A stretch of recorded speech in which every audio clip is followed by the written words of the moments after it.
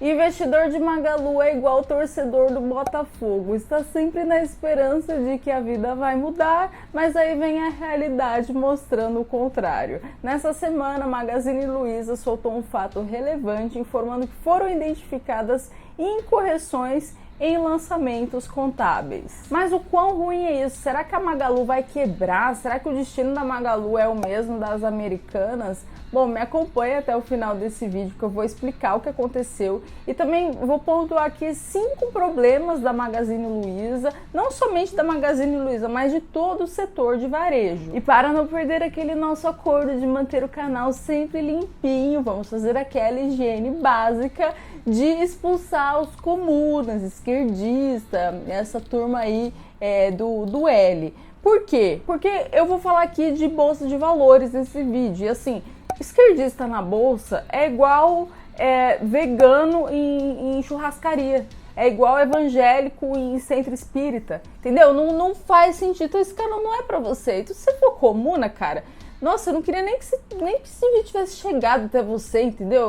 Lamento que isso tenha acontecido, então eu peço por gentileza que você se retire. Agora, se você não for comuna, não for esquerdista, essa turma aí me dê uma chance, né? Tem bastante conteúdo aqui, espero que você goste do vídeo. Aproveite, se inscreva e já deixa seu like pra você não esquecer de fazer isso no final. Mas vamos lá pro começo dessa história, tá? Como que tudo isso começou e quando também. Na verdade, foi ali em março desse ano ainda que a Magazine Luiza recebeu uma denúncia anônima, e essa denúncia anônima continha supostas práticas comerciais em desacordo com o Código de Conduta e Ética da companhia. Aí o que a Magalu fez depois dessa denúncia, tá? O Conselho de Administração da Magazine Luiza determinou, portanto, o Comitê de Auditoria, Riscos e Compliance. Então receberam a denúncia e criaram ali uma espécie de comitê interno para ver o que podia ter alguma coisa ali de errada. E detalhe, eles fizeram isso daí contando com auditores externos, até eu li que a PwC estava envolvida, então teve todo uma movimentação da companhia para tentar entender se tinha alguma atividade ali fraudulenta, alguma coisa errada. Pois bem, aí o que aconteceu dessa semana, tá? De março para cá, só agora, eles julgaram como improcedente essa denúncia, então não acharam nada de errado, entre aspas. O que eles acharam, na verdade, foi um erro no total ali de patrimônio da Magazine Luiza, que seria de 829,5 milhões de reais. Então identificaram esse erro contábil, mas aí tiraram um pouco do prejuízo, vamos dizer assim, porque a Magazine Luiza tinha os chamados créditos fiscais. O quanto que a Magazine Luiza tinha de créditos fiscais? Aqui fala em 507,4 milhões de reais. Então, se a gente fizer a conta aqui, menos 829,5, que é o bruto ali antes de tudo acontecer, sem o crédito fiscal negativo, mas acrescentando ali os créditos fiscais, daria ali uma redução no patrimônio líquido da Magazine Luiza de 322,1 bilhões de reais. O que são esses créditos fiscais, gente? Toda vez que eu leio alguma coisa sobre isso, eu penso como tributarista é uma profissão. Sério, esses caras são guerreiros, porque assim, você entendeu toda essa dinâmica que acontece, nossa, eu acho muito difícil, eu acho que eu nunca conseguiria fazer. Mas, enfim, eu fui procurar a definição de créditos fiscais, na verdade são chamados crédito extemporâneo. Por que extemporâneo? Porque ele não ocorre ali em tempo real, ele tem uma diferença ali de tempo. Vamos dar uma olhada aqui na definição de crédito extemporâneo, que nada mais é do que o aval obtido quando, por algum motivo, a nota fiscal deixa de ser escriturada. Então, a escrituração da nota em questão passa a ser realizada em um outro momento, posterior ao ingresso dela no estabelecimento. Ou seja, por isso extemporâneo, porque não é ali no tempo que de fato aconteceu, é num outro momento. Enfim, então mesmo considerando esse crédito, na verdade o fato relevante se resume ao fato de que houve uma redução ali de 322,1 milhões de reais no patrimônio líquido da companhia. E sabe o que eu acho curioso desse tipo de correção? É que são coisas que dificilmente podem ser percebidas por analistas. Por quê? Porque muitas vezes o analista ele se concentra somente ali nos múltiplos, em análise fundamentalista, isso e aquilo. Mas essas questões contábeis de auditoria muitas vezes estão fora do controle. Então, é por isso que eu não vi ninguém falando disso antes. Infelizmente, no mercado financeiro tem um monte de da análise fundamentalista, né? A pessoa que analisa ali meia dúzia de múltiplo e já acha que entendeu todo o negócio. E não basta, é óbvio que você entender, fazer ali os indicadores e tal, todo conhecimento é válido, mas só ele não basta. Você tem que ter uma noção macro, uma noção ali mais abrangente do negócio. Porque se você não tiver uma visão macro, vai ser difícil você entender se investir naquele setor faz ou não sentido. E aqui, falando alguns problemas da Magalu aqui do ponto de vista mais macro, acho que o primeiro problema é a expectativa irrealista. Sério, há uns anos atrás, eu lembro que eu tinha aquele absurdo falar assim que a Magalu é a nova Amazon. Gente, sério, a Magalu é a nova Amazon. É tão absurdo quanto a história do Warren Buffett investindo na IRB. Não, sério, isso é a cara do Brasil. É a cara é o retrato do nosso subdesenvolvimento, umas bizarrices dessa. E por que essa história de nova Amazon, isso aqui é tão bizarra? Porque o Brasil é um fazendão, o Brasil basicamente exporta commodities. Se a gente olhar aqui a distribuição das exportações por nível tecnológico, a gente vai ver que, tipo assim, a maior parte é agropecuária e extrativa. O Brasil não exporta alta tecnologia. E aí sempre vem uma do Brasil também falando: não, mas veja bem, a gente tem Embraer. Ai, mas a gente tem VEG. Cara, mas você conta quantas tem. Vai comparar com uma economia top, como a economia americana. Não tem como comparar, né? Nos Estados Unidos você tem aquele capitalismo, aquela opressão e vários bancos e várias companhias e concorrência. Então, assim, não adianta, cara. A gente tem aí uma outra empresa boa, concordo, mas ainda assim é muito pouco, principalmente para o tamanho do Brasil. E aliás, se você pretende proteger o seu patrimônio no exterior e tem interesse em soluções de investimentos internacionais, eu convido você a conhecer o trabalho aqui do meu escritório. Eu sei que pode parecer um tema um pouco difícil, às vezes você fica confuso, escuta um monte de gente e não entende. Então vem aqui no nosso escritório, agenda uma reunião com a gente, é só clicar nesse QR Code que está aparecendo aqui, coloca suas informações, a gente vai entrar em contato com você e te explicar tudo certinho. O problema número 2 do setor de varejo, não só do setor de varejo, mas da economia brasileira como um todo, é a baixa produtividade. Gente, eu peguei aqui do site da USP, isso porque a USP é comuna, tá? Eu me formei lá, tipo assim, a USP é um centro de formação de comunas, tá? Só tem esquerdista e comuna, esses lixos aí. Mas o texto, até eles estão admitindo isso. Olha, você vê uma comuna ali falando uma coisa certa, né? Tem que comemorar, merece até o like. Mas o que ele tá falando aqui, ó? Produtividade do brasileiro é a mesma há 30 anos. E por que o Brasil tem essa produtividade tão baixa? São muitos fatores, né? Se a gente pegar leis trabalhistas, a complexidade tributária também. Olha só, aqui no Brasil, em termos de complexidade tributária, o Brasil tem um ranking aqui que saiu da Doing Business, que o Brasil gasta 1.501 horas só pagando impostos.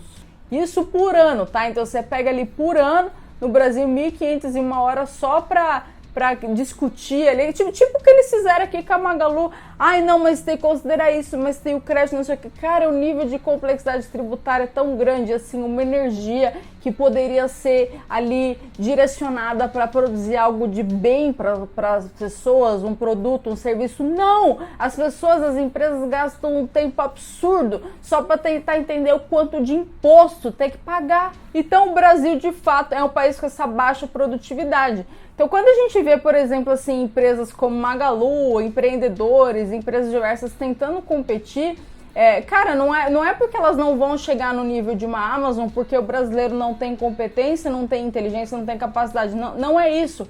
É porque o ambiente ele é tão difícil para negócios, dificulta tanto que é uma expectativa irrealista achar que a gente vai chegar num nível desse. O terceiro grande problema do setor de varejo, consequentemente da Magalu, é que é muito sensível às taxas de juros e às flutuações econômicas. O que eu quero dizer com flutuações econômicas? Taxa de juros, desemprego, inflação. E por quê? Porque como a gente está falando ali da ponta final, do consumo final ali das pessoas, cara, se as pessoas perdem emprego, elas vão consumir menos, enfim, é um negócio mais sensível. E falando aqui em taxa de juros, para vocês entenderem a influência da taxa de juros no setor de varejo, tem até um vídeo ridículo da Luísa Trajano insistindo pro Campos Neto diminuir a taxa de juros, tipo assim, ai, por favorzinho, você tem que abaixar os juros. Então eu queria te pedir, por favor, dá um sinal de abaixar esse juros. Não está aguentando mais a pequena e média empresa. É porque o esquerdista adora culpar os outros do próprio fracasso, né? Então, assim, no vídeo ela fala, ai, não, mas você tem que abaixar, senão a gente vai quebrar. Ou seja, eu vou fracassar por culpa sua. E assim, embora a taxa de juros interfira, ela não é determinante no sucesso de um negócio. Porque se fosse assim, não ia ter nenhuma empresa prosperando no Brasil por causa dos juros. Um outro problema do Brasil como um todo, nem só nessa parte de varejo, mas de pessoas, de sociedade, é a impunidade, né? Porque como que a gente pode ver isso daqui? Da Magalu não foi detectada nenhuma fraude em específico, tá? Que fique claro. Foi um erro ali contábil, mas a princípio não descobriram nada de escandaloso. Mas mesmo que descubra, a pergunta é, vocês acham que vai acontecer alguma coisa no país da impunidade? Gente, o caso das Americanas, do nada sumiu lá 20 bilhões, depois falaram 40 bilhões e ninguém foi preso e tá ali investigando, talvez dure muitos e muitos anos, como geralmente é a justiça no Brasil. E ainda sobre o caso das Americanas, é tão absurdo que tem até um texto que eu vi que fala exatamente sobre isso, que é simplesmente quase impensável imaginar que ele não conhecesse essa situação quando aceitou ser o novo CEO da empresa. Ou seja, gente, como que some vários bilhões de reais e ninguém sabe, ninguém, tipo, do nada aparece lá? Se não sabia, é pior, ser incompetente por não saber. E se sabia, por que aceitou ser CEO? Para destruir a empresa antes mesmo de assumir? Então isso aqui é uma crítica. Eu deixo todos os links aqui na descrição para vocês, falando do caso das Americanas. E lembrando que assim, fraude, crime financeiro, essas coisas acontecem no mundo todo. Mas a diferença é que se acontece no país, por exemplo, Estados Unidos...